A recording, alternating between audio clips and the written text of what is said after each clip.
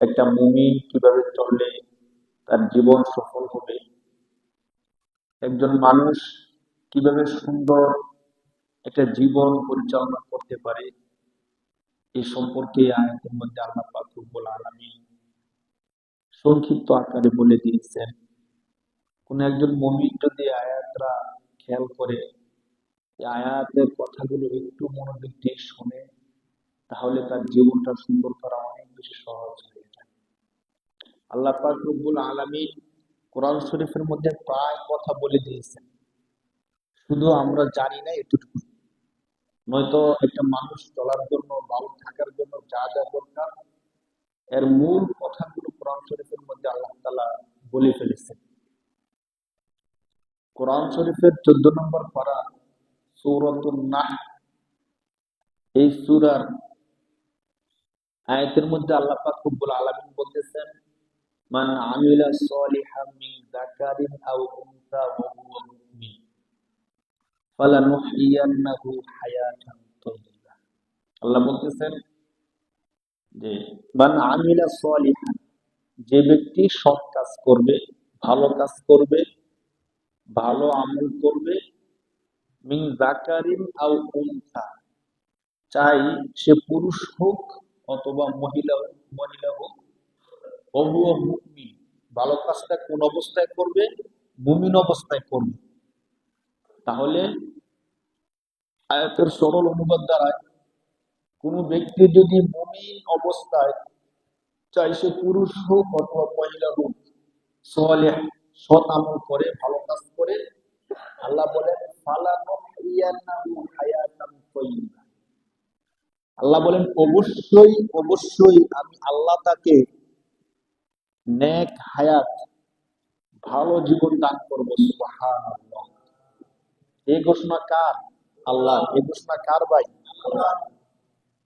আল্লাহ পাক রব্বুল আলামিন হলেন এমন রব, যে রব কখনো প্রতিশ্রুতি দিয়ে সে প্রতিশ্রুতি ভঙ্গ করে না। কোরআন শরীফের আয়াতের মধ্যে আল্লাহ নিজে বলতেছেন, আমরা যখন আয়াতটা তেলাওয়াত করি আপনারা পায় শুনছেন, রব্বানা ওয়াতিনা মা ওয়া'আদতানা আলা রুসুলিকা ওয়া লা তুখজিনা ইয়াওমাল কিয়ামাহ ইন্নাকা লা তুখলিফুল মিআদ। শেষের অংশ দেখেন, ইন্নাকা লা তুখলিফুল মিআদ, এর অর্থ হলো, কেননা হে আল্লাহ আপনি কখনোই প্রতিশ্রুতি লঙ্ঘন করেন না। এই আয়াত কিন্তু আল্লাহ নিজেই বলতেছেন। আল্লাহর কাছে আমরা দোয়া করি, কি দোয়া? রব্বানা ওয়া আতিনা, হে আমাদের রব, এবং আপনি আমাদেরকে দেন, মা ওয়া'আদতানা, যে ওয়াদা, যে প্রতিশ্রুতি আপনি দিয়েছেন, ওই প্রতিশ্রুতিগুলো আমাদেরকে পূরণ করেন, দেন। এর মধ্যে কি গুরুত্বপূর্ণ প্রতিশ্রুতি? কি? রব্বানা ওয়াতিনা মা ওয়া'আদতানা আলা রাসূলিকা ওয়া লা তুখজিনা ইয়াওমাল কিয়ামাহ। বিশাল বিস্তারিত একটা আলোচনা এখানে সংক্ষিপ্ত আকারে আসছে। অর্থাৎ আল্লাহ রাসূল সাল্লাল্লাহু আলাইহি সাল্লাম এক হাদিসের মধ্যে বলছেন যে হাসরের ময়দানে আল্লাহ পাক রব্বুল আলামিন আমাকে বিশেষ একটা মাকাম দান করবেন। এমন বিশেষ একটা মাকাম দান করবেন, যে মাকামটা, স্থানটা, মর্যাদাটা কেবলমাত্র আমি নবী পাবো। আমি নবী ছাড়া আর কেউ এই মর্যাদাটা পাবেন। তো এই মর্যাদাটা যে আল্লাহ রসুলকে দিবেন, এজন্য আমাদেরকে দোয়া করতে বলছেন। আল্লাহ রসুল নিজে স্বয়ং আল্লাহ, যে তোমরা তোমাদের নবীর জন্য দোয়া করো, আমি যেন নবীকে এই জায়গাটা দিই। বলেন সুবহানাল্লাহ। কত উচ্চ মাকাম হবে। সূরা বনী ইসরাঈলের আরেক আয়াতের মধ্যে আল্লাহ পাক রব্বুল আলামিন ওই মাকাম সম্পর্কে বলছেন, মাকামাম মাহমুদা, মাকামাম, ওই মাকামটা, মর্যাদাটা হলো প্রশংসিত মর্যাদা। এই আয়াতের মধ্যে সংক্ষিপ্ত আকারে আল্লাহ বলতেছেন যে তোমরা, কোরআন শরীফের আয়াত তো, এর অনুবাদ হলো যে তোমরা দোয়া করো যেন আমি নবীকে এই মাকামটা দান করি। তো আমরা দোয়া করতেছি, এখানে দোয়ার দুইটা পার্ট। একটা হলো যে আপনি আমাদের নবীকে যে প্রতিশ্রুতি দিচ্ছেন, ওই প্রতিশ্রুতিটা পুরো করেন। আরেকটা হলো ওয়ালা তুখজিনা ইয়াউমাল কিয়ামা, কিয়ামতের দিন আমাদেরকে কি করেন না? লাঞ্ছিত করবেন না। এই যে দুইটা দোয়ার দুইটা পার্ট। শেষ কথাটা হলো কেন? কারণ ইন্নাকা লা তুখলিফুল মিআদ, আপনি কখনো প্রতিশ্রুতি কি করেন না? ভঙ্গ করেন না। আমরা আলোচনা করতেছিলাম যে আমাদের রব হলেন এমন রব যিনি কোন প্রতিশ্রুতি যখন দেন ওই প্রতিশ্রুতি কখনো লঙ্ঘন করেন না। স্বয়ং আল্লাহ কোরআন শরীফের মধ্যে এই কথা বলছেন। এখন আসেন আমাদের পঠিত আয়াতের দিকে আমরা যাই। আল্লাহ পাক রব্বুল আলামিন যে আয়াতের মধ্যে বলছেন, মান আমিলা সালিহা, যারা সৎ কাজ করবে, চাই সে পুরুষ হোক অথবা মহিলা হোক, মুমিন অবস্থায় কোন ব্যক্তি যদি সৎ কাজ করে, আল্লাহ পাক রব্বুল আলামিন তাকে চমৎকার একটা জীবন দান করবেন। ফালানুহিয়ান্নাহু হায়াতান তাইয়্যিবা। আমরা যেমন দোয়ার মধ্যে বলি যে হে আল্লাহ আমাদেরকে নেক হায়াত দান করেন, অথবা আমরা অনেকের কাছে দোয়া চাইলে বলি যে আমাদের জন্য দোয়া করেন আল্লাহ যেন আমাদেরকে নেক হায়াত দেয়। এই যে হায়াতান তাইয়্যিবা, হায়াত এমন হায়াত যে হায়াতটা আল্লাহ তাআলার পক্ষ থেকে রহমত বরকত পূর্ণ হয়, এমন একটা হায়াত আল্লাহ দিবেন। এখন এই হায়াতটা কখন দিবেন? এই হায়াতটা কি আল্লাহ দুনিয়ার মধ্যে দিবেন নাকি মৃত্যুবরণ করার পরে আখেরাতে দিবেন? একটা বিষয়। আমরা এই আয়াতের পরবর্তী অংশের দিকে যাই। আল্লাহ বলতেছেন যারা সৎ কাজ করবে তাদেরকে আমি নেক হায়াত দিব, মুমিন অবস্থায় যদি কেউ সৎ কাজ করে। দ্বিতীয় পার্টে আল্লাহ বলতেছেন ওয়ালা নাজজিয়ান্নাহুম আজরাহুম বিআহসানি মা কানু ইয়ামালুন। এই আয়াতের অংশটা দেখেন, আল্লাহ বলতেছেন এরপরে অবশ্যই অবশ্যই যে সে যে সৎ কাজগুলো করছে এই সৎ কাজগুলোর প্রতিদান সে যতটুকু কাজ করছে এর থেকে অনেক বেশি গুণ বৃদ্ধি করে আমি আল্লাহ দিব বলেন সুবহানাল্লাহ। তাহলে আয়াতের দুইটা অংশ। এক অংশের মধ্যে আল্লাহ বলতেছেন যারা সৎ কাজ করবে আমি আল্লাহ তাদেরকে নেক হায়াত দিব, সুন্দর সফল একটা জীবন দিব। আর দ্বিতীয় অংশের মধ্যে আল্লাহ বলতেছেন যে তাদেরকে সফল জীবন দেওয়ার সাথে সাথে যে কাজ ভালো কাজগুলো করছে ওই ভালো কাজগুলোর অনেক গুণ বৃদ্ধি করে ওয়ালা নাজজিয়ান্নাহুম, মানে অবশ্যই অবশ্যই আমি প্রতিদান দিব, আজরহুম প্রতিদান, অবশ্যই অবশ্যই আমি আল্লাহ তাদেরকে প্রতিদান দিব বিআহসানি মা কানু ইয়ামালুন। তারা যে আমল করছে এই আমল থেকে আরো বেশি করে আরো সুন্দর আরো বৃদ্ধি করে আমি আল্লাহ তাদেরকে প্রতিদান দিব। এখন আল্লাহ পাক রব্বুল আলামিন বলছেন যে আমাদেরকে সুন্দর সফল একটা জীবন দিবেন। এখানে আল্লাহ তাআলা সফল লাগাই দিচ্ছেন কি? সৎ কাজ। কি কাজ ভাই? সৎ কাজ। কোন ব্যক্তি যদি সৎ কাজ করে তাকে সফল জীবন দিবেন, এই প্রতিশ্রুতি দিচ্ছেন কে? আল্লাহ। কিন্তু দেখেন এই দুনিয়ার জীবনে আমরা যখন আসলাম, এই জীবন শুরু করা থেকে নিয়ে আমাদের টেনশন পেরেশানি অস্থিরতা মারামারি কাটাকাটি হানাহানি হিংসা বিদ্বেষ বিশৃঙ্খলা শেষ নাই। এমনও মানুষের জীবন আছে যে প্রতিদিন সকাল থেকে নিয়ে সন্ধ্যা পর্যন্ত তার শুধু টেনশন পেরেশানি লেগেই থাকে। মানে অনেকে কথায় কথা বলেও দেখবেন যে আমার আমার জীবনটা একরকম জাহান্নামের জীবন হয়ে গেছে।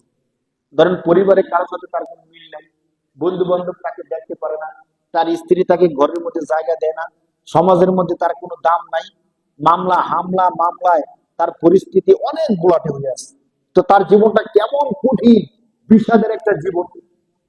অনেক মানুষের জীবন এমন, আবার অনেক মানুষ আছে এমন আমরা দেখতে দেখি যে অনেক ভালো আছে, হাসি খুশি আছে, সবকিছু ঠিকঠাক আছে, কিন্তু তার ভিতরে যে কত কষ্ট, তার সংসারে যে কত সমস্যা আপনি শুনলে মনে করবেন তার থেকে হাজার গুণ ভালো আমি আছি। অনেক সময় এমন হয় ধরেন আমরা কোনো সমস্যার মধ্যে পড়ছি, মনে করি যে আমি অনেক সমস্যার মধ্যে আছি, কিন্তু কোনো ভাইয়ের গল্প শুনলে জীবনী শুনলে মনে হয় যে তার থেকে হাজার গুণ ভালো আমি আছি। তো দেখেন দুনিয়ার জীবনটা অনেকের দেখতে সুন্দর দেখা গেল ভিতরে অনেক সমস্যা থাকে। তো আল্লাহ তাআলা তো বললেন কোন ব্যক্তি যদি মুমিন অবস্থায় সৎ আমল করে সৎ কাজ করে তাহলে আল্লাহ তাআলা তাকে সুন্দর জীবন দিবেন। কিন্তু আমরা সুন্দর জীবনটা পাই না কেন? যদি একটা পরিচালনা নেওয়া হয়, পরিসংখ্যান নেওয়া হয় যে আমাদের প্রতিটা ঘরের মধ্যে 100 মানুষের মধ্যে কতজন মানুষ সুন্দর লাইফ মেনটেন করতেছে বা সফল জীবন যাপন করতেছে কতজন মানুষ, আমার মনে হয় 100-র মধ্যে 95% বা 95 ভাগ পাওয়া যাবে যে সে অনেক কষ্টে আছে, সে অনেক সমস্যার মধ্যে আছে, কোনো না কোনো কারণে তার অনেক কষ্ট দুঃখ বেদনা যাতনা শেষ নেই। দেখেন সত্যিকার অর্থে আমরা যদি সেই জীবনের শুরু থেকেই কোরআনটাকে পড়তাম, কোরআনটাকে বুকে ধারণ করতাম, কোরআনের মধ্যে আমাদেরকে যেভাবে চলতে বলা হয়েছে সেভাবে চলতাম, আমার মনে হয় অবশ্যই আল্লাহ পাক রব্বুল আলামিন আমাদেরকে সুন্দর জীবন দিত, ঠিক কিনা বলেন?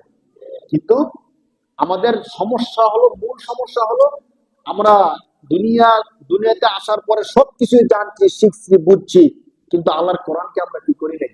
শিখি নাই, বুঝি নাই, জানি নাই। অনেকে বলবেন যে হুজুর কোরআন শরীফ তো পারি, কোরআন শরীফ তো পড়তে পারি। শুধু কোরআন শরীফ পড়তে পারার নাম না। কোরআন শরীফ পড়তে পারেন মানে শুধু আপনি কোরআন শরীফের যে ইবারত আরবি শব্দ আছে শব্দগুলো পড়তে পারেন। ধরেন আপনি পড়তে পারেন আলহামদুলিল্লাহি রাব্বিল আলামিন, এটুকু পড়তে পারেন। কিন্তু এই যে আলহামদুলিল্লাহি রাব্বিল আলামিন, এখানে এই শব্দের অর্থ কি? এই শব্দ বুঝাইছে কি? এই শব্দের ফায়দা কি? এই জিনিসটা কিন্তু আমরা অনেকে জানি না। কোরআন শরীফ জানি, ধরেন শেষের 10টা সূরা অনেকের মুখস্থ আছে, যদি বলি অনেকে বলতে পারবেন। কিন্তু আমি যদি বলি যে শেষের 10টা সূরার মধ্যে সবচেয়ে ছোট্ট সূরা হলো সূরা কাউসার। সূরা কি? কাউসার। ইন্না আ'তাইনা কাল কাউসার ফাসাল্লি লিরাব্বিকা ওয়ানহার ইন্না শানিয়াকা হুয়াল। এখন যদি বলি যে আচ্ছা এই কাউসার সূরা তো আপনারা পড়ছেন, শিখছেন, জানছেন না? জি জানছি। আচ্ছা, সবচেয়ে ছোট্ট সূরা, মাত্র 3টা আয়াত, এর চেয়ে ছোট্ট সূরা আর হয় না। এই ছোট্ট সূরাটার মধ্যে আল্লাহ কি বলতে একটু বলেন তো। ধরেন বিষয়টা কেমন হয়ে যায় জানেন? আমি ইংরেজি পারি না, আমার কাছে আপনি 3 লাইনের একটা ইংরেজি আমার কাছে দিয়ে গেলেন, বললেন যে এখানে আপনার ব্যাংক অ্যাকাউন্ট আছে, এত এত টাকা আছে, আপনি এই পড়াটা পড়েন, এখানে লেখা আছে আপনি কোথায় গিয়ে টাকাটা তুলবেন, কিভাবে টাকাটা তুলবেন, কার থেকে টাকাটা আনবেন, এখানে ইংরেজিতে কি করা আছে? লেখা আছে। আপনি যদি পড়েন, পড়ার পরে বুঝবেন, বুঝলে টাকাটা আনবেন, এই টাকাটা দিয়ে আপনি বাকি জীবনটা চলে যাবেন। এখানে একটা ব্যাংক অ্যাকাউন্ট দেওয়া আছে, ইংরেজিতে সবগুলো লেখা আছে, আপনার জন্য কয়েক লক্ষ টাকা বরাদ্দ করা আছে, 50-60 লাখ টাকা বরাদ্দ আছে। আপনি এটা পইরা কোন অ্যাকাউন্ট, কোন ব্যাংক থেকে তুলবেন, এটা আপনি নিজে এগুলো করেন। কিন্তু আমি এই কাগজটা হাতে পাইলাম ঠিক, কিন্তু এখানে কি লেখা আছে দেখতেছি যে ইংরেজি লেখা আছে, কিন্তু ইংরেজি লেখাটার অর্থ কি আমি জানি না। ব্রাঞ্চ কোথায় গিয়ে আমি টাকাটা তুলবো, কিভাবে টাকাটা তুলবো, আমি কিচ্ছুই জানি না। শুধু জানি না তা না, কারো কাছে যদি যাবো যে ভাই আমার কাগজটা দেখেন তো, এখানে কি বলছে আমাকে একটু বুঝান তো, এই কাজটাও করি না। তাহলে এই কাগজটা আমাকে দেওয়া আর না দেওয়া সমান কিনা বলেন? সমান, হ্যাঁ। এখানে 50 লাখ টাকার একটা চেক আছে, ইংরেজিতে ঠিকানা দেওয়া আছে, সবকিছু লেখা আছে, আমি নিজেও বুঝলাম না, আবার কারো কাছে গেলাম না যে ভাই দেখেন তো চেকটা একটু পইরা, আমার নামে নাকি একটা চেক আছে 50-60 লাখ টাকার, কোন ব্রাঞ্চ থেকে তুলতে হবে, কিভাবে কি করতে হবে একটু দেখেন। কারো কাছে আমি গেলাম না, নিজেও বুঝলাম না, আমাকে চেকটা দিল, আমি এই চেকটা নিয়ে বালিশের নিচে ছুঁয়ে দিলাম বরকতান। এখন এই যে বরকতান ছুঁয়ে দিলাম, 50-60 লাখ টাকার চেকটা রেখে দিলাম, প্রতিদিন যদি ধরেন এই চেকটা পানির মধ্যে ভিজাইয়া 3 গ্লাস করে পানি খাই, প্রতিদিন সকালে 3 গ্লাস পানি খাই, আবার প্রতিদিন রাত্রে 3 গ্লাস পানি খাই, এই চেকটা ভিজাইয়া, কি মনে করেন 1 বছর পরে কি আমি 1 কোটি টাকার মালিক হয়ে যাব? কারণ 50 লাখ টাকার চেক তো, তো প্রতিদিন 3 বার ভিজাই পানি খাই, 1 কোটি টাকার মালিক হব আমি? বলেন হব? কোনো ফায়দা হবে আমার? আমরা যদি এমনটাই মনে করি। অনেকে মনে করে যে কোরআন শরীফের পাতা ভিজাই পানি খাইলে রোগ সাইরা জায়গা। হ্যাঁ, কোরআন শরীফের পাতা ছিঁড়া এরপরে এটাকে তাবিজ বানায় গলার মধ্যে ঝুলে রাখলে কি হয়ে যায়? রোগ। বা অনেকে মনে করে এমন। আর কিছু কিছু ভাই আছে ছোটবেলা থেকে সে এটাই শিখছে যে কোরআন শরীফ মূলত তাবিজ কবজ, একটু ঝাড় ফুক ফুক দেওয়া, এই জন্য। কোরআন শরীফ অন্য কোনো কারণে না। অথচ কোরআন শরীফ হলো আমাদের পূর্ণাঙ্গ একটা জীবন ব্যবস্থা, বলেন সুবহানাল্লাহ। কোরআন শরীফ কি ভাই? পূর্ণাঙ্গ একটা জীবন ব্যবস্থা। এখানে লেখা আছে কিভাবে সুস্থ থাকতে হয়, কি কাজ করলে সুস্থ থাকবে, কি কাজ করলে অসুস্থ হয়ে যাবে, এখানে লেখা আছে, সত্যিকার লেখা আছে। কোরআন শরীফের অনেক আয়াতের মধ্যে ফিহি শিফাউল লিন-নাস, কোরআন হলো এমন একটা গ্রন্থ, যে গ্রন্থটা মানুষের শিফা অর্থাৎ সুস্থতা স্বরূপ। এই কথা লেখা আছে কোথায়? কোরআনে।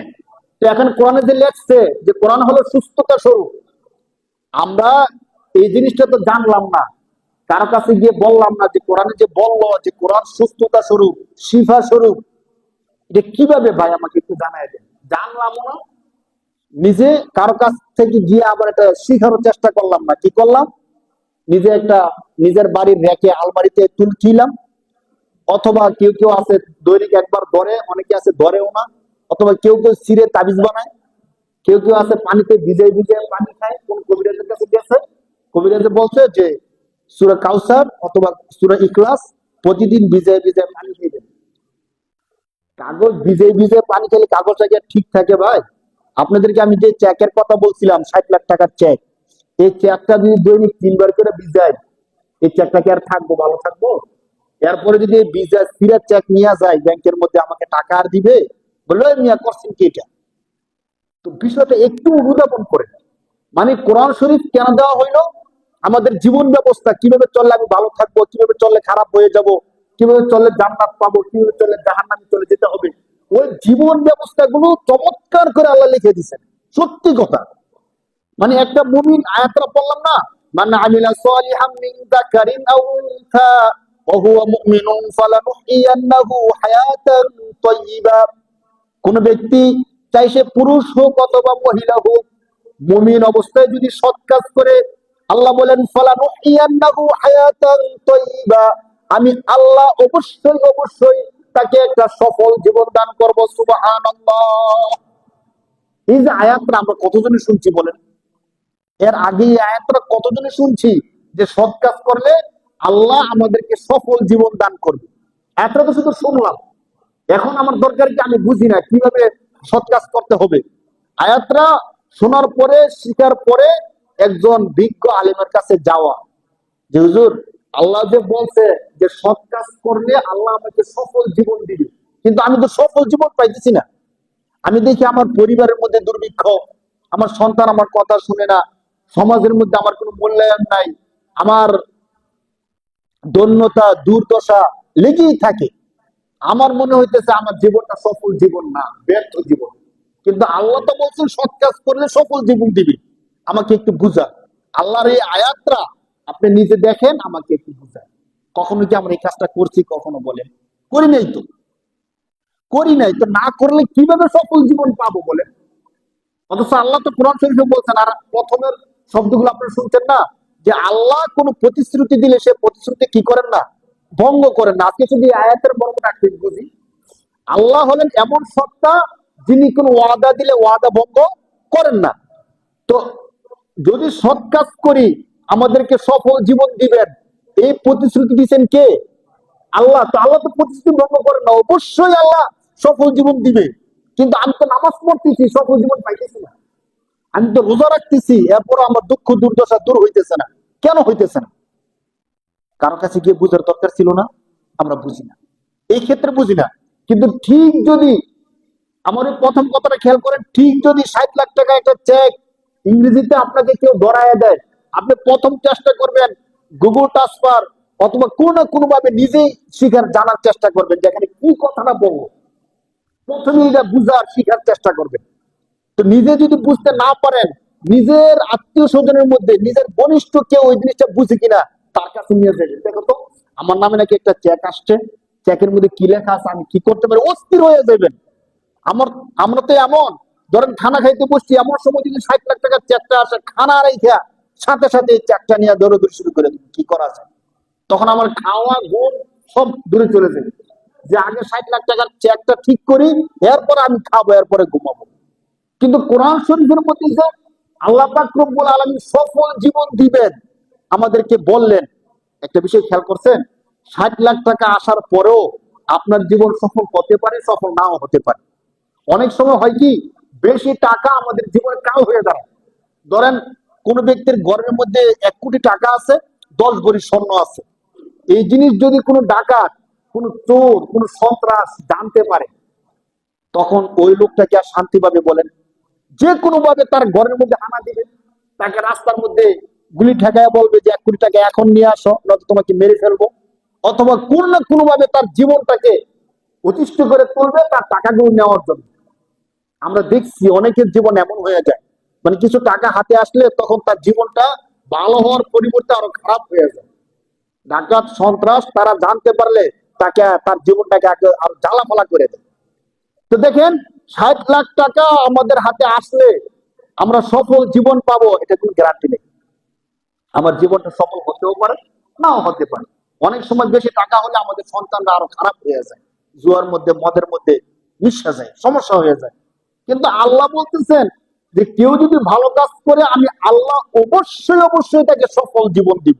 এই যে আল্লাহ বললেন, আমরা না কোনোদিন আল্লাহর এই কালামটা পড়ে দেখলাম, না কোনোদিন কোনো আলেমের কাছে গেলাম যে আমাকে এই জিনিসটা একটু বুঝাইয়া দেন।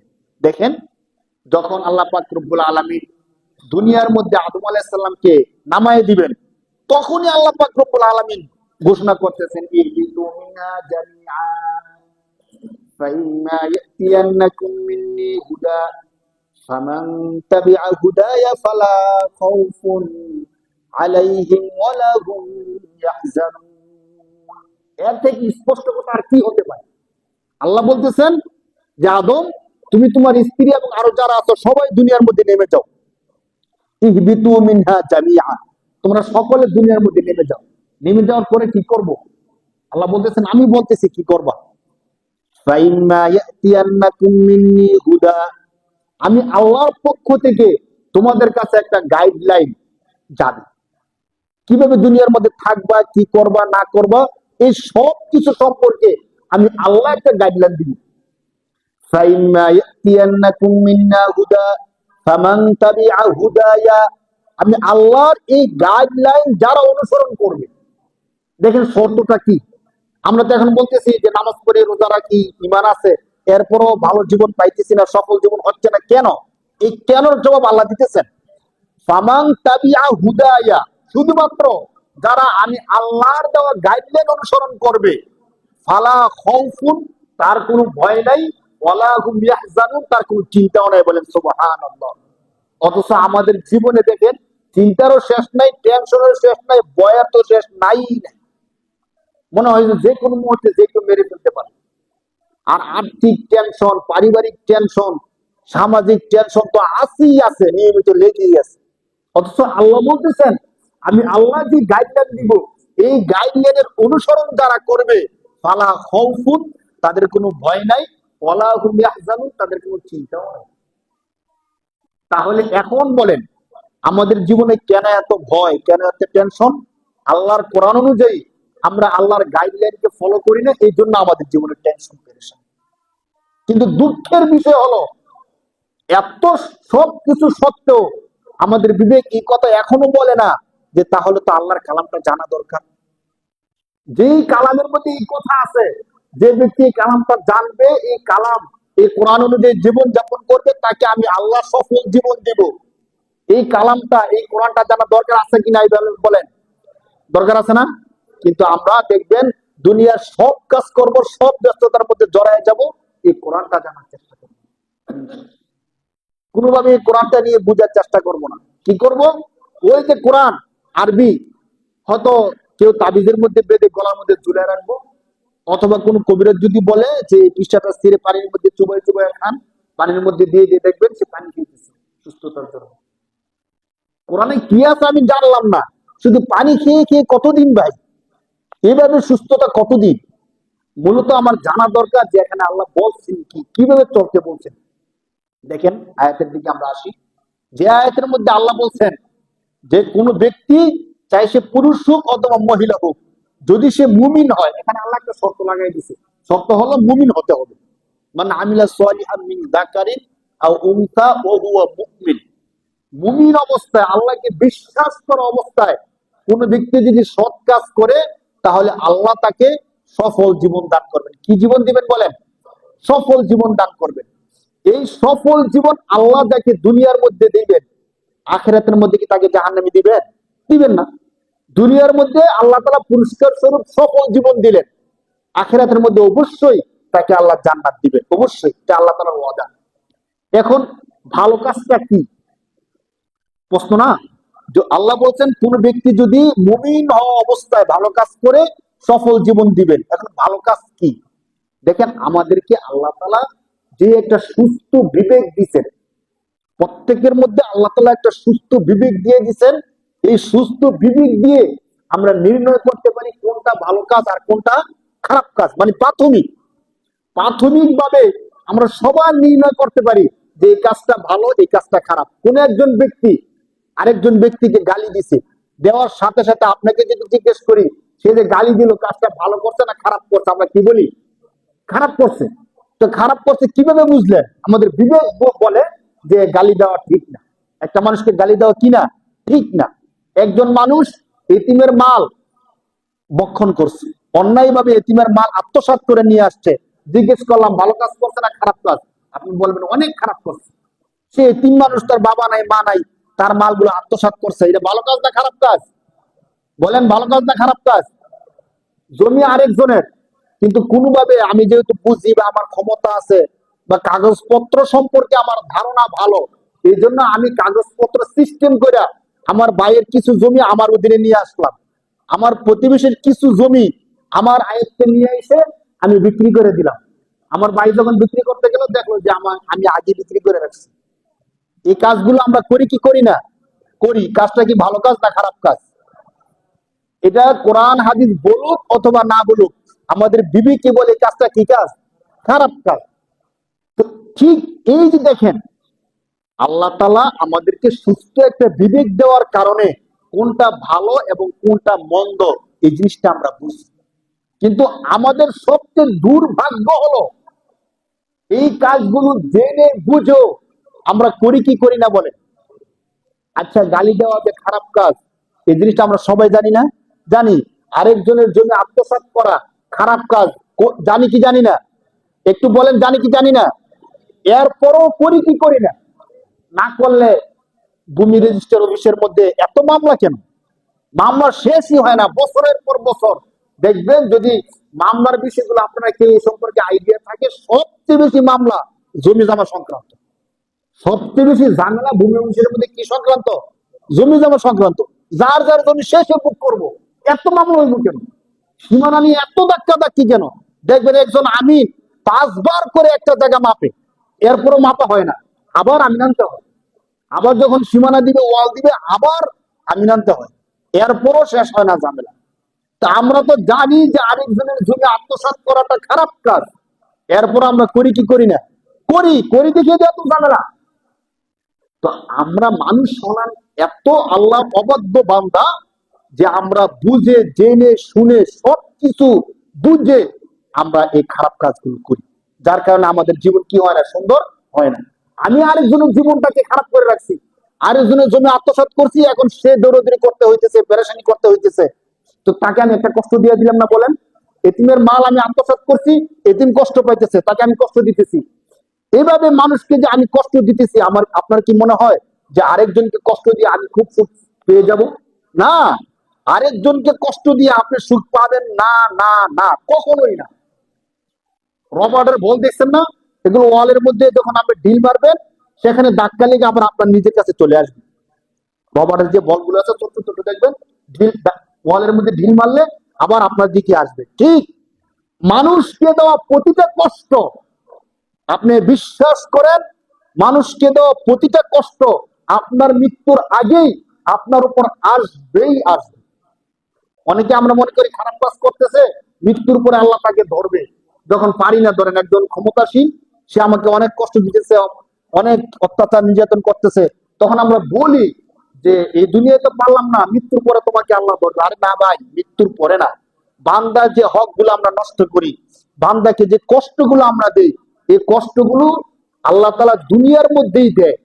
আয়াতের মধ্যে স্পষ্ট আছে, দুনিয়ার মধ্যে তো দেয়। আল্লাহ বলেন দুনিয়ার মধ্যে আমি দেই সম পরিমাণ। যতটুকু কষ্ট আপনি তাকে দিচ্ছেন, ততটুকু কষ্ট আল্লাহ দুনিয়া আমাদেরকে দেয়। আবার আখেরাতে আল্লাহ বলেন আখেরাতে ডবল শাস্তি আমি আল্লাহ ঠিক করে রাখছি, বলেন নাউজুবিল্লাহ। তো কি লাভ হলো বলেন? তার আমি একটু কষ্ট দিলাম, দুনিয়ার মধ্যে আমিও তার সম পরিমাণ কি পাইলাম? কষ্ট পাইলাম। কিন্তু আখেরাতে আবার ডবল কষ্ট আমারে দিবে। তো আমি কি লাভে আছি নাকি লসে আছি বলেন? তাহলে কেন আমরা আরেকজনের জমি দখল করে রাখি? এখন দেখেন, আল্লাহ বলতেছেন যারা ভালো কাজ করবে তাদেরকে সফল জীবন দিবে। এখন যে ব্যক্তি আরেকজনের জমি আত্মসাৎ করে খাইতেছে, সে কি ভালো কাজ করলো না খারাপ কাজ? খারাপ কাজ। এখন এই ব্যক্তি কি সফল জীবন পাবে নাকি ব্যর্থ জীবন? ব্যর্থ জীবন।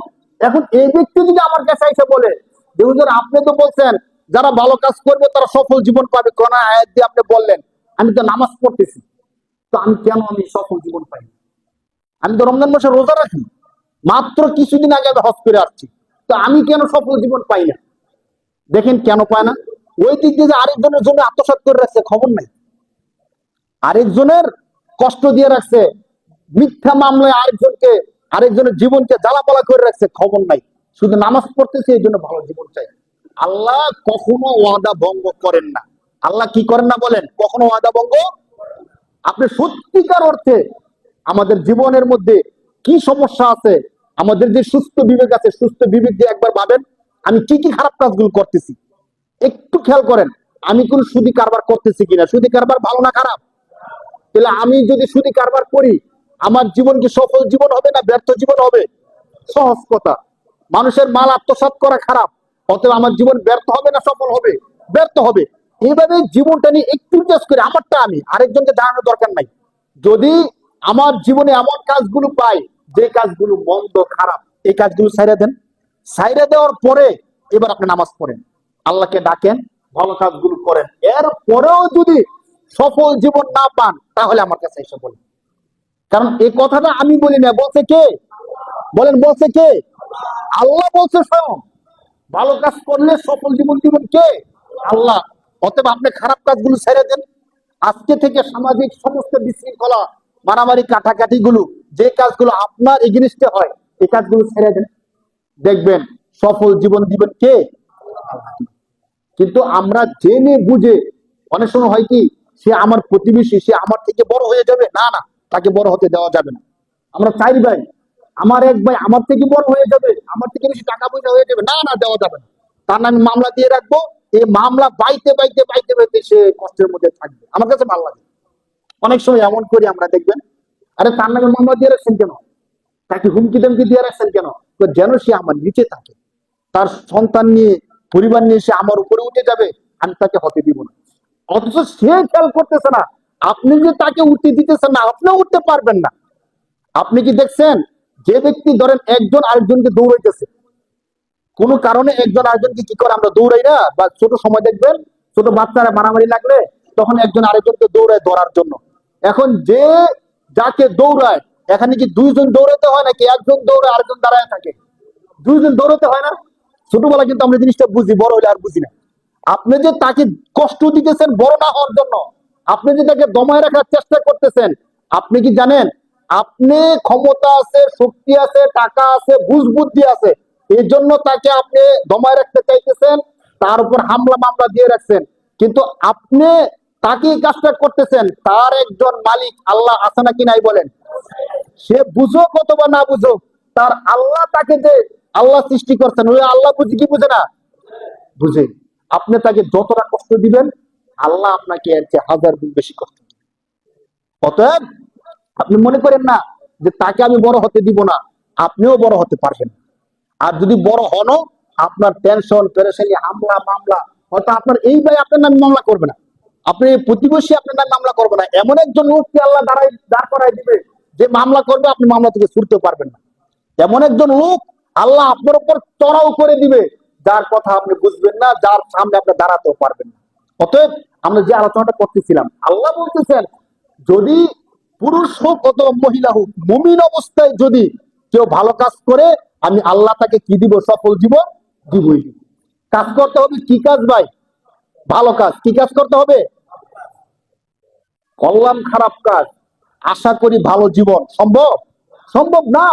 আল্লাহ 16 নম্বর পারা সূরা কাহফের আরেক আয়াতের মধ্যে বলেন আল্লাযীনা দাল্লা সাইয়ুহুম ফিল হায়াতিদ দুনিয়া ওয়া হুম ইয়াহসাবুনা আন্নাহুম ইহসিনুনা সুনআ। আল্লাহ বলেন আমার অনেক বান্দা এমন আছে যারা মূলত করে খারাপ কাজ। মূলত করে কি কাজ? দাল্লা সাইয়ুহুম ফিল হায়াতিদ দুনিয়া, দুনিয়ার জীবনে তাদের চেষ্টাগুলো ভ্রান্ত ভ্রষ্ট, কিন্তু ওহুম ইয়াহসাবুনা, তারা ধারণা করে আন্নাহুম ইহসিনুনা সুনআ, যে তারা খুব ভালো কাজ করছে। মেল বইছে, ধরেন দুই পক্ষ আসছে, তো যে পক্ষে ধরেন এই পক্ষে শুধু শুধু তার কোনো দলিল নাই, কোনো কিছু নাই, ওই পক্ষের বলছে যে তুমি যদি 50,000 টাকা দাও মেলের মধ্যে তোমার উঠাই দেবো। তো সে চিন্তা করতেছে যে তারা তো আমি জমিটা পাওয়াই দিলাম, আমি না হয় 50,000 টাকা আনা নিলাম, কিন্তু কাজটা কি ভালো হলো না খারাপ হইলো? 50,000 টাকা নিছেন কেন ভাই? বলবেন যে আমি মেলের মধ্যে গেছি, ভালোভাবে কথা বলতে পারছি এই জন্য না তার থেকে 50,000 টাকা নিছি। আরে ভাই, আপনি ভালোভাবে কথা বলার জন্য এই মেধা আপনাকে দিচ্ছেন কে? এই মেধা দিচ্ছেন কে ভাই? যারা পঞ্চায়েত করে বিচার আচার করে তাদেরকে সুস্থ মেধা মস্তিষ্ক আরেকজন থেকে একটু বুঝার ক্ষমতা দিচ্ছেন কে? যে আল্লাহ আপনাকে এত চমৎকার একটা মেধা দিচ্ছেন, এই আল্লাহ আপনার থেকে কয় টাকা নিছেন? আপনি তো গরিব গরিব থেকে অথবা যে আপনার কাছে মামলা নিয়ে আসছে তার থেকে 50,000 টাকা নিয়ে নিছেন, আল্লাহ নিছে আপনার থেকে কত টাকা? এই বিষয়টা কি একবার খেয়াল করছি? করি না। যার কারণে আমরা সফল জীবন পাই না। কোরআন শরীফে যে আল্লাহ বলছেন সফল জীবন দিবে, এই সফল জীবন আমরা পাই না। আরেকটু পিছনে যান, এর পিছনের সপ্তাহে আমরা আলোচনা করছিলাম যে আমাদের সামনে একটা ভয়াবহ রাত্রি আসতেছে, যে রাত্রিতে আমরা পিছনের 1 বছর চলে যাওয়ার কারণে গুনাহ করছি, অপরাধ করছি, এই অপরাধ থেকে আল্লাহর কাছে তওবা করব। আল্লাহর কাছে কি করব? যে আল্লাহ, এই বছরটা আপনি আমার জীবনে দিয়েছিলেন, আমি তো সঠিকভাবে ব্যয় করতে পারি না, গোড়া করে ফেলছি, শয়তানের ধোঁকায়, নফসানি খায়াতের ধোঁকায়, আল্লাহ আপনি আমাকে ক্ষমা করে দেন, এই কথাটা বলবো। এই কথা না বলে আমরা কেউ যেন আতশবাজি, ফটকাবাজি, ফানুস ইত্যাদি ফুটাইয়া যেন আমাদের টাকাও নষ্ট না করি, মানুষের কষ্টের কারণ না হই, সমাজের মধ্যে বিশৃঙ্খলা না করি, এই কথাটা আমরা বলছিলাম না বলেন? কিন্তু এই কথাটা কি মানুষ রাখছে? ওই রাত্রে মানুষ ফানুস ফুটাইছে কি ফুটাইছে না বলেন? আতশবাজি করছে কি করছে না? আর ভয়ঙ্কর ভাবে করছে। সরকারি ভাবে কিন্তু এবার নিষিদ্ধ ছিল, যেহেতু আমাদের একটা শোক দিবস চলতেছিল, এই জন্য সরকারি ভাবে কি ছিল? নিষিদ্ধ ছিল। কিন্তু মানুষ কি মানছে? বলেন মানছে নাকি মানে নাই? এখন আসেন আমরা একটু বিশ্লেষণ করি, এই যে আমরা যে মানলাম না, এই আতশবাজি গুলো, এই ফটকাবাজি গুলো জিন করছে না মানুষ করছে? বলেন মানুষ করছে না? এই মানুষটা কে? আমাদের কারো না কারো সন্তান, আমাদের কারো না কারো সন্তান, হয়তো আমরা নিজেরাই করছি, অথবা আমাদের কোন সন্তান করছে, অথবা আমাদের বাতিজা, অথবা আমাদের বাসার মধ্যে থাকে এমন কোন ব্যক্তি করছে। কিন্তু ভয়াবহ পরিণতি কি হয়েছে দেখেন এই জিনিসটার কারণে। একটা হলো আকীদাগত, যদি আমাকে বলেন, যারা 31st নাইট উদযাপন করে এবং মনে করে যে বছরের শেষ রাত, এটাকে মানতে হয়, পালন করতে হয়, উদযাপন করতে হয়, তাদের ঈমান শেষ হয়ে যায়। বলেন নাউজুবিল্লাহ। কেউ যদি মনে করে বিশ্বাস করে ওই দৃষ্টিকোণ থেকে করে, তার ঈমান শেষ, ইসলামী দৃষ্টিকোণ থেকে। আর সামাজিক দৃষ্টিকোণ থেকে একটু দেখেন, এই কাজটা করার কারণে যে পশু পাখিগুলো রাতার আদের ঘুমায় ছিল, এই কাজটা তো করছে 12টা বাজে, তো তখন পাখিগুলো কি ছিল ভাই? ঘুমাইতেছিল। এই আওয়াজে অসংখ্য পাখি মারা গেছে কি গেছে না? আপনারা দেখছেন সোশ্যাল মিডিয়ায়, বা স্বাভাবিকভাবে মারা যায়, উড়াউড়ি করে। এই যে আমার একটা কারণে একটা পাখি মারা গেল, আর অনেক ক্ষতি হয়েছে, আর ওইগুলো বলবো না, শুধু একটা পাখির দিকে আসেন, যে পাখি দিয়ে আমাদের তেমন, মানে আমরা এই পাখিকে পালনও করি না, খাবারও দেই না, দেই না। এই পাখিকে লালন পালন করে কে? আল্লাহ। থাকার জায়গা দিচ্ছে কে? আমার কাছে কিচ্ছু পাখিটা চায় না, কিন্তু রাতের এই খারাপ কাজটা করার কারণে আমি একটা পাখির জীবন ধ্বংস করে দিচ্ছি। আমি একটা পাখির জীবন কি করে দিছি ভাই? এই পাখিটার পরিবার আছে নাকি নাই? পাখি কিন্তু পরিবার আছে, না থাকলে বাচ্চা হয় কোথেকে, ডিম দেয় কি করে? তাহলে পাখিটা যে মারা গেল, আপনি দেখেন একটা পরিবার ধ্বংস করে দিচ্ছেন। এটাও তো একটা প্রাণী, এটা খাবার খায়, এর একটা পরিবার আছে, এর একটা স্বপ্ন ছিল, হয়তো ডিম পেড়ে রাখছে, বাচ্চা হবে, কিন্তু আপনার এই কারণে পাখিটা মারা গেল। পাখিটা যে মারা গেল, তার জীবনটাকে আপনি নষ্ট করে দিলেন। এখন যদি আল্লাহ আপনাকে হাসরের ময়দানে দাঁড় করায় বলে, এই যে পাখিটা তুমি মারছো, এই পাখিকে তুমি বানাইছো? বলেন আমরা বানাইছি? বলবেন না, আল্লাহ আমি বানাই নাই। এই পাখিকে তুমি খাবার দিছো? না, আল্লাহ আমি দেই নাই। পাখিটা কেন মারছো? তোমার সমস্ত গুণ আমি ক্ষমা করে দিলাম, তুমি জান্নাতে যাইতে পারবা, শুধু এই পাখিটাকে যে মারছো, এই পাখিটার জীবনটা তুমি ফিরিয়ে দাও। বলেন আমাদের কারো বাপের সাহস আছে একটা পাখির জীবন ফিরিয়ে দিব? নিজের জীবনে রাখতে পারি না, নিজের জীবনের গ্যারান্টি নিজের কাছে নাই, পাখির জীবন দিব কোত্থেকে ভাই? পৃথিবীর মধ্যে এমন কোন বিজ্ঞানী আছে যে একটা পাখি বানায় তার জীবন দিতে পারবে? বলেন। আধুনিক এই জীবনে এসে আমরা তো সবকিছু তৈরি করছি, মানুষ মারার মতো এমন বুম তৈরি হয়েছে, একটা বুম দিয়ে পুরো শহর ধ্বংস করে দেওয়ার মতো তৈরি করছি, কিন্তু ছোট্ট একটা চড়ুই পাখি সারা বিশ্বের সমস্ত বিজ্ঞানী মিলে তৈরি করতে পারবে? বলেন পারবে? পারবে না। তাহলে আমি কেন মারলাম? কোরআন শরীফে আল্লাহ তাআলা স্পষ্ট বলছেন, ওয়ালা তাকতুলুন নাফসাল্লাতী হারামাল্লাহু ইল্লা বিল হক। সূরা বনী ইসরাঈলের ৪ নম্বর পারার আয়াতের মধ্যে আল্লাহ বলতেছেন যে অন্যায় ভাবে কোন প্রাণীকে তোমরা হত্যা করো না, এই ঘোষণা করছেন কে? কিন্তু আমি যে হত্যা করলাম, যদি আল্লাহ সব ছেড়ে দেন, শুধু একটা পাখির কারণে আমাকে আল্লাহ ধরেন, আমি কি বাঁচতে পারবো? এই কাজটা কেন করলাম বলে? আর কত অসুস্থ মানুষের কষ্ট তো হয়েছে, কত বাচ্চা আছে কষ্ট তো পাইছে। এই যে আমি যে তাদের জীবনে কষ্টের কারণ হইলাম, আমাকে আল্লাহ কষ্ট দিবেন কি দিবেন না বলে? দিবেন। এরপর আমরা এসে বলি যে আমার জীবনে এত অশান্তি কেন হইল, আমি কেন শান্তি পাই না, কেন আমার পরিবার আমার কথা শোনে না, কেন আমার আর্থিক টেনশন লাগেই থাকে, হুজুর কেন আমার এই হয় এই হয়, এগুলো বলতেই থাকি। আপনি একটা পাখির জীবন ধ্বংস করে দেন নাই? আপনি কি মানুষের জন্য কষ্টের কারণ হন নাই? সর্বোপরি এই কথা বলবো যে আসেন আমরা নিজের জানতে কারো কষ্টের কারণ হবো না, বলেন ইনশাআল্লাহ। আসেন না এখন থেকে নিজে একটু বিশ্লেষণ করি যে আমি যে কাজগুলো করতেছি, আমার কাজের কারণে কেউ কষ্ট পাইতেছে কিনা, আমি যে জমি আত্মসাৎ করে রাখছি এই জন্য কেউ কষ্ট পাইতেছে কিনা, আমি যে টাকা মানুষের বাইরে রাখছি, ঋণ এনে রাখছি, বছর কি বছর মানুষ ঘুরতেছে আমার পাশে আসতেছে বারবার, টাকা দিতেছি না এই জন্য সে কষ্ট পাইতেছে কিনা, এইভাবে সবগুলো বিচার বিশ্লেষণ করে আপনি সবগুলো সমাধান করে দেন, আল্লাহর ইবাদত করেন। অবশ্যই অবশ্যই আল্লাহ যে ওয়াদা করছেন যে আমি আল্লাহ সুন্দর শান্তিময় সুশৃঙ্খল জীবন দিব, সেই জীবন আল্লাহ দিবেনই দিবেন ইনশাআল্লাহ। এই জন্য আসা আজকে আমরা প্রতিজ্ঞা করি, নিজে ভালো থাকতে হলে আরো 10 জনকে ভালো রাখতে হবে। 10 জনকে কষ্ট দিয়া, আল্লাহর সৃষ্টিকে কষ্ট দিয়ে কখনোই ভালো থাকা সম্ভব না, বলেন সম্ভব? সম্ভব না। এই জন্য আমরা বোঝার চেষ্টা করি। আল্লাহ তাআলা আমাদের সবাইকে বোঝার তৌফিক দান করুন, বলি আমিন।